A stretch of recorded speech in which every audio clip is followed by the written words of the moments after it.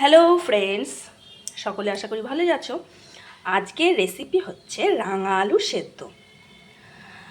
কারণ আমি ছোটোবেলায় দেখেছি আমার দাদু কি করতো। আমার দাদু বাড়ির সামনে দিয়ে রাঙা আলুর মানে ডাকতে ডাকতে যেত, রাঙা আলু করে বিক্রি করতে আসতো। দাদু কী করতো, সেই রাঙা আলুগুলো বস্তা বস্তা মানে 30 কেজি 40 কেজি প্রায় কিনে নিত, কিনে নিয়ে রেখে দিত। সেগুলো শুকোলে পরে আরও বেশি মিষ্টি হতো। তারপরে আমরা প্রায় ওগুলো সেদ্ধ খেতাম। সেদ্ধ কি করে সেটা মাটির হাঁড়িতে মানে উনুনে, কাঠের উনুনে করতো আমার ঠাকমা, মাটির হাঁড়িতে করতো।